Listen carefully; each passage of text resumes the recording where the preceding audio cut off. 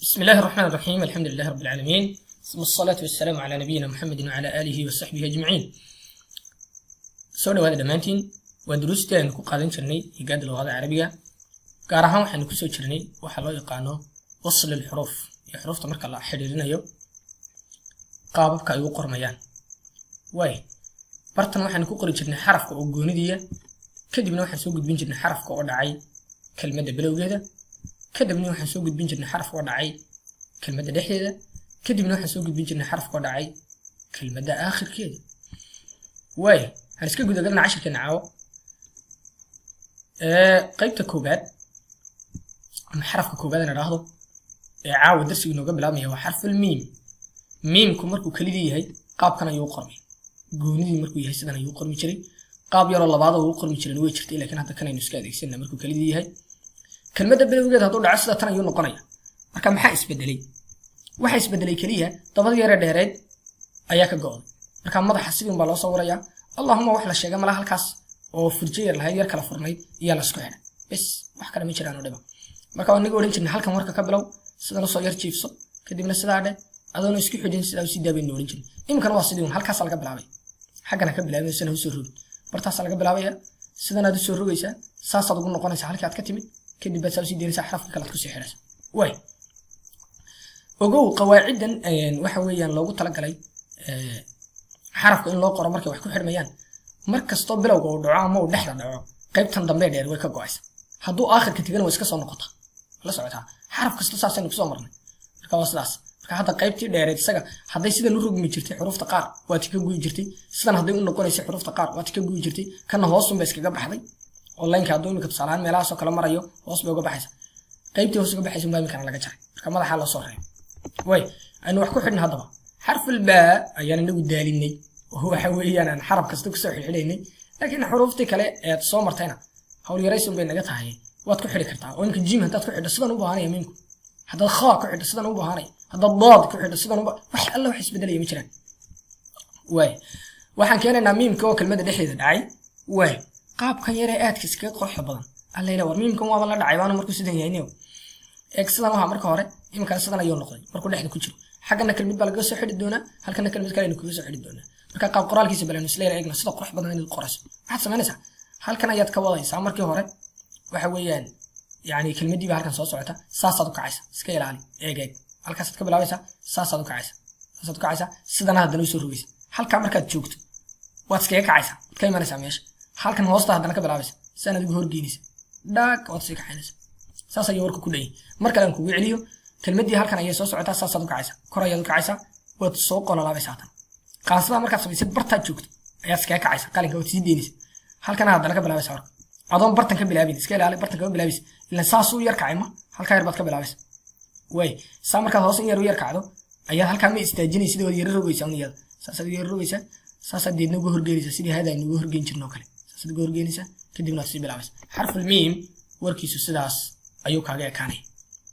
xagan horeynu kelmad kaga soo xidhana waa bacdiya xaga dambana kelmad baynu kaga soo xidhana break sir dhexda ugu jiro war xarafkan waa la dhacay baanu niyo bal adiguna commentigaad noogu sheegi doontaa haddii Allah wada la ogolaado qaab qoraalka xarafka aad ka heshay ama miimka yar baa ku haystaa niyo ka socodin maaha miimku markuu aakhirka kelmadda dego sidan ayuu noqonaya marka eeg maxaa la sameeyey qaybta dambe horta waa u soo noqoto xaggan yar la ooday ee marka hore yani iska furnaydna haddaad furto xataa dhib male waa qaab labaad oo loo qoro waad furi kartaa imika khadkan aan isticmaalay unbaa halkan yara ooday waana jirtaa khadka nasqiga labada dhinacba waa la sameeyaa marka sidaan aad soo yar wadaysa halkaasaad joojinaysa kadib aad sidaan leedahay dhaag saasaad leedahay halkaas ayaa haddana ku noqonaysaa saas ayaad u sii deynaysaa markuu khadku qalinku kuugu qoran yahay qaabkii khadka ayay qaybtan kuu oodmi kartaa laakiin haddii kale inayna oodmin baa laga yaabaa markaad isticmaalayso qalinka yar ama dee xariijin yar uun ay iska noqotoba marka waxa weeyaan haddii ay caloosha kuu banaanaato wax dhiba ma laha xarful miim qaab qoraalkiisa saas ayuu noqonaya wuxuu ogolyahay in xaggan hore xarf laga soo xidho xarful baa ayaynu ku soo xidhnay kelmadda aakhirkiiga ayuu dhacay sidaas ayuu u qormaya war bal miim halkan ii fadhiiso nin kale aynu sahnaa nuun la yidhaahday xarful nuun waa kan nuunku markuu kelmadda yani waxa weeyaan hana dhahdo markuu kelidii sida tan ayuu u qormi jiray oo anagii baraarujin jirnay odhan jirnay sheekho waxa lagaga baahan yahay inaanad u qorin qaabka bacda iyo ta'da iyo saada oo halkan aanad sidaa u dheerin sidaa aanad u dheerin يا سلا soo yar gaabis waa qaybtii ku daba xidhnayd siinkii shiinkii soodkii doodkii laamkii meelo badan bay ku daba xidhnayd lagu soo martay qaybtii uu weeyaan la soo goostay oo xaraf laga dhigay nuun ayaa la raacay way qaybta markaas saas aad yaraynaysa mid kale dhibicdu halkay taala fiil xagan ayay u dhowdahay waliba hadda khadkana la moodaa aan isticmaalay computerka inuu sidoo yar weeyay xagan soo yarkay bartanay bas ka dul taalba fartaayar bay bas ka dul taalaaba dhibicdu halka imka fartay taala la dhigaa dhag marka halkan dhexda aad dhigi halkan dadka qaar dhigaan ha dhigi khadka noocan lama ogola in halkan la dhigo way jiraan khuduudda qaar oo la dhigo sida waxa weeyaan yani waxa weeyaan khadka loo yaqaan farisiga oo kaliya hatta raqcada laftarkiga halkan baa la soo yiroogaa marka qaar dhag saarun baa leedahay oo halkan dhibicdi way iska ogashay laakiin khadka noocan ee naskhiga leedahay kitaabka quraanka uu ku qoran yahay lama rabo halkan la dhigo xaqana la dhigay fahad gudaha marka soo dhiganin حرف النون كليدي مركو يهي سدا ايوها دحدا كلمه مركو دعانا سدا تن ايو نقونيايو وحو بلوغا كلمه دردها وحو اكانيا قابكي بعض يا تادا يا ثادو ايو قرنايين marka ay bilowga dhacaan oo hada sidan u iska hayn iyagu baadu markay kelmad bilowga dhacdo wata خلاص kelmad bilowga ay dhacdo sidan bay qorantahay kaliya waxa gabadhu inta dhibicii hoosta ku leedahay taadu laba dusha ku leedahay taadu saddex dusha ku leedahay isagoo xabad kaliya ay dusha ku yeelanaya ilaa xabadin guutay marka hore marka qaab qoraalka marka ay kelmadu ku bilaabmayso isku mid ayay noqonayaan kuwii aynu ka ilaalinay way aakhirka kelmada markuu dhaco sidan markay dhacdo baadi baan doonay marka hadda isagaan u dalnayna nuunkii markuu kelmada bilowgeeda dhaco sidan way kelmada dhexdeeda haduu dhaco sidan tan ayuu noqonay waa qaabkii ay u qormi jirtay maxay baadi iyo taadi iyo saad ay u qormi jireen kaliya dhibicda uu kaliya dusha ku leeyahay markuu duway marka baleeg xaqana inuu tarka ka soo xidhana xaqana dambeena ka xidhana waa qaabkii uu weeyay uu qormi jireen kuwaas way kelmada aakhirkeega laakiin markuu dhaco ilaa marka hore u gaabnaaye sidoo uu gaabnaanay oo sidan uma furnaanayo ee hadda baadu taadana wala mid saadana wala mid dhibcun bay kala duwan yihiin saas u furanta iyadoo ay dheertahay way marka hore iska dheerayday nuunku laakiin sidiisa uu gaabnaanayo oo baleeg xaqan horaan kelmada ka soo xidhay oo ka qaabka soo haray wada la fahantaan maray marka goorta ay baadi iyo taadi iyo saad isku mid noqdaan waa goorma oo markay kelmadu ku bilaabmayso ama uu dhexda ugu jiro laakiin markuu kelidii yahay shaqo kuma lahayn markuu kelmada aakhirkeega degana shaqo kuma yeelanay way intaana inaan isla fahnay ila tahay waxaan gudbayaa xarafka xigoo loo yaqaan xarful ha inaga nuunka ha ayaa nagu xiga dariiqada Soomaaliduna way soo qadimi jireen wowga inagu yaada ayaan u dhaweyno xaga dambeeyaan dhignay sidaas ayaana culimadii Carabiyadu ay qoray waayo wowga iyo yaada xiriir labaanu niri oo waxa weeyaan حروف العلة يوديهين أحكام بوداجان حتى ميم كان ينون كان يسكر ويلا حتى أحكام بوداجان إن شاء الله علم التجويد يحب مركز نقارنه ونركض دونه مركا وحن أجل جدا يترتيب أنت ترتيبنا يا ما هو إسكا هدول إسكا جسر تمام إك قيبي هرادة ما حيوسوا السعوديين حرف يعني دور حرف يسكن متكع هذا با تا ثا واسكن حق قاب قراك ولا سكع جسي جيم حا خا واسكن حق قاب قراك ولا سكع جسي دال يزال واسكن راء يزال واسكن يعني وحويان دبعون ذاك الدوي سين يشين واسكمت صاد يضاد واسكمت طاء يضاء واسكمت عين يغين واسكمت فأي قاف واسكلو يهي اسكمت تماما معي halka waxa naga haray ku isku midka aha kaaf iyo laamka yani waxa weeyaan qoladaasna waa isku aqor oo waxa weeyaan iyaga laftirkooga kaafka marka lagu gaar saarno laamka soo qaado iyo miimkan iyo nuunkan saddexdaaba xiriir ba ka dhaxay waa isku xijisi xarf ha bartan ayay iyaduna joogtaa yaadi wowga ka sii dambeeyana wasku qaab yani xiriir yeelay maxbay wadaagayaan marka waxaan ka wadaa tartiibtan waa maqsuud damba laga leeyahay way anu ka socon haadi markii kelmadda bilowgeeda dhacdo sideedii un bay iska haanaysaa kaliya waxa isla bedelay sidii taada iyo dhaada aynu ku soo qaadano kale qaybta ay u dambeysay sida midida kale u sii go'aysay ayaa ka go'day way marka madaxin baa la sawiray qaabka loo sawirayna duruustii hore ku soo qaadanay hadda sharxi maayo halkan waxay u gashay in xaraf kale lagu sii xiro way qayb yaro kasto uu ku sii dhamaanayo xaraf kasta oo la qorxinayo waa laga jaray hadda nuunka inta yarba ku sii dhamaaday waa laga jaray oo sidii baadiyo taada loo ekeysiyay taawo waxaan ku tusinayaa haddana miimku qaybtan yaro ku sii dhamaanaya dheerayda qorxi badneed waa laga jaray markii wax lagu bilaabay marka saas ayaa loola dhaqmaa tanna waa sidoo kale qaybta yar midida ahayd ay ku dhamaanaysa waa laga jaray saas ayaa loo qoray way xarful baa ayaan ku soo xiriyaa sidaas ayay kaanaysa kelmadda dhexdeeda marka dhacdo waxa la moodaa tamaaman inay isbedelayso marka taas sharxaad iga baahan taas ayaan sharxay hadda barfiiri markii kelmadda bilowgiga dhacday iyo markii kelmadda dhexdeeda dhacday isku ma eg marka maxaa la yeelaya halkan ayuu xarafkii soo socdaa fiiri barta markaad joogto sidan aad kacaysa hadda waxa la moodaa khadkan kombiyuutarka inuu halkan ka bilaabay oo sidan uu yiri saa uu yiri baa la moodaa kadibna tanna uu sidaa yiri ayaa la moodaa laakiin sida cilmi khat la noogu dhigi jirin waxa la sameeyaa halkan ayaa laga bilaabaya barta markaad joogto xagganaad ka caysa saas ayaad uga horkeenaysa marka saas ayaad uga horkeenaysa halkaas ayaad iska joojinaysa kadib ayaad halka haddana sidaas odhanaysa sana ayaad ugu soo dhex noqonaysa saas ayaad dhaxaysa way waleela fahman wala marka la kugu celiyo xarijinta ayaad soo wadaysaa wada xarafkii kala halka ku soo xiran barta markaad joogto ayaad sano kacaysa haye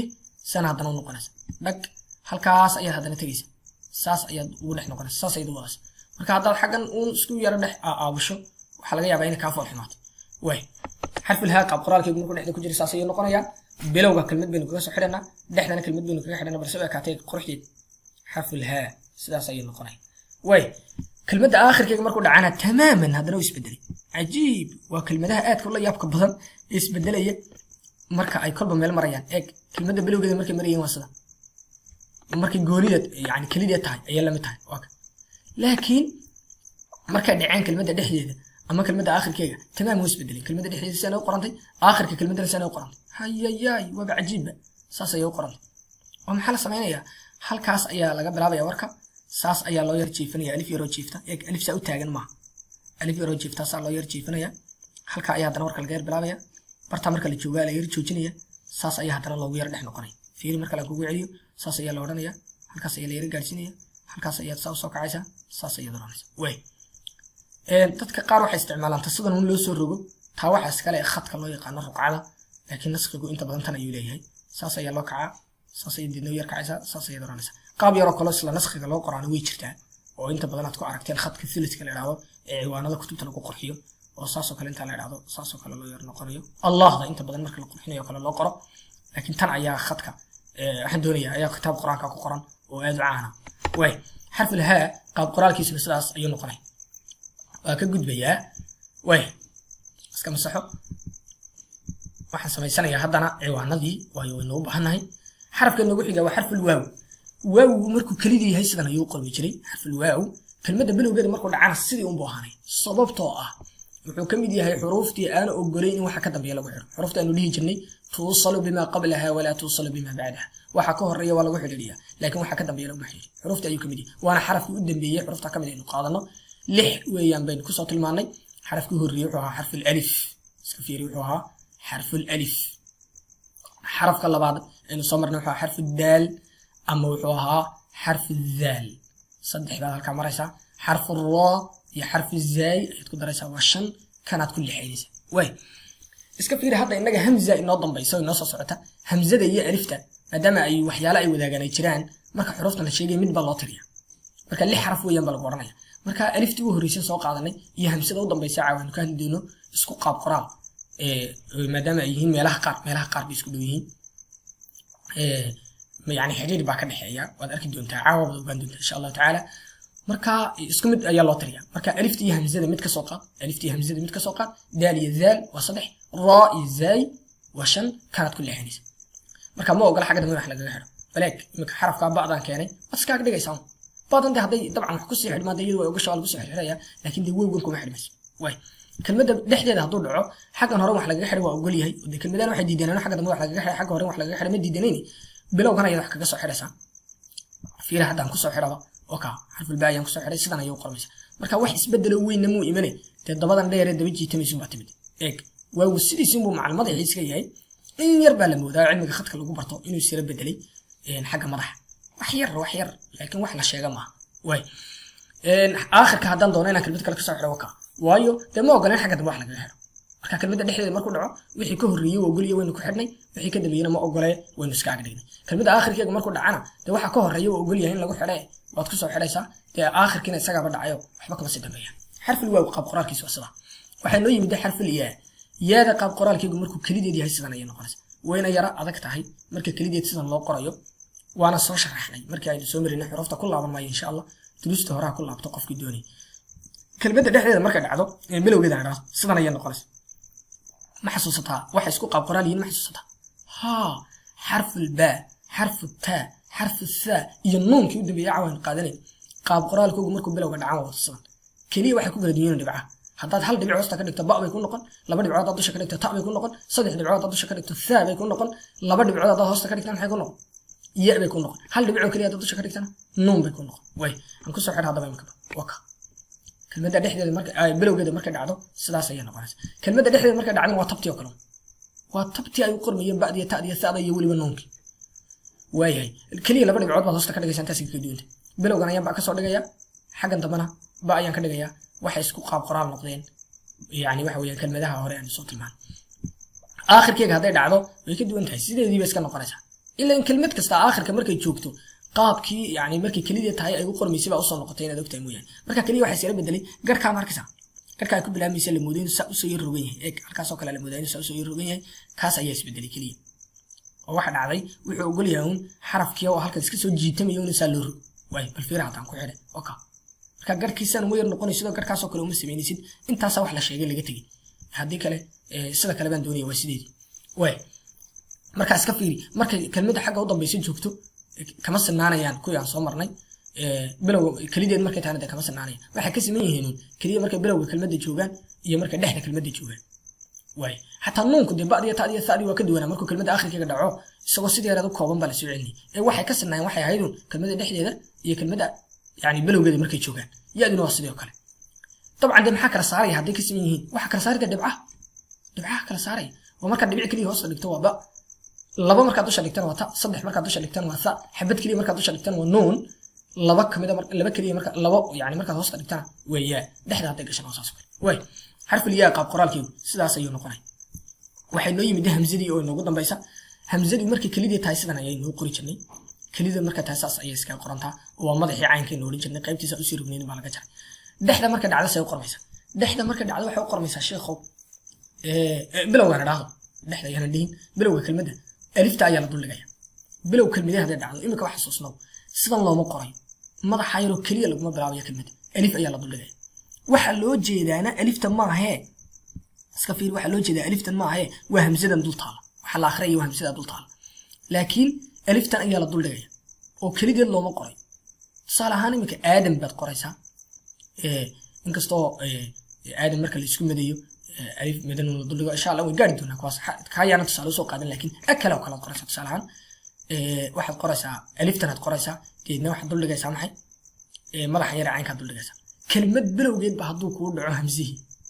waxaad samayn doontaa insha Allah tacaala alifta ayaa duldhigaysaa. iska ilaali kelidii sidan ha u dhigin, wax kalena ha la aadin, aliftan ayaa duldhigaysaa. horta alif iska qoro.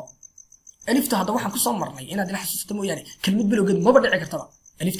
alifta kelmad bilowgeed ma dhici karto, sababtana insha Allah dib baad ka ogaan doontaa. oo aliftani had iyo jeer waxay noqdaan xaraf reeban, markaan xarakaadka gaadhnaan sheegi doona. xaraf reebanna kelmad laguma bilowdo. awwalu nutqi almar'i xarfun muxarrakun, waxaad lagu bilowdo carabi ku bilaabatay iyo aslanba bani aadamkuba waa xaraf reeban, xaraf yani xarakaysan ba wax lagu bilaabaa. xaraf reeban wax laguma bilaabi karo, bal adigu wax reeban wax ku bilaaw xataa Soomaaliga miyaad ku bilaabi kartaa wax reeban yani wax laguma bilaabi karo. marka waxa weeyaan aliftu bilowga ma dhici karto, waxaanu dhignay uun kelmadda dhexdeeda iyo aakhirkeeda. haddaba hamzadan iyadu way iska dhacaysaa wadda xarakooyinkay qaadataay, laakiin bilowgii markay dhacdo waxaa la duldhigayaa alifta. marka waxaa loo dalan yahayna waa hamzada dul taalo weeyaan. inaad ila fahanti baan rajeynaya. maadaama hamzadu ayna ogoleyn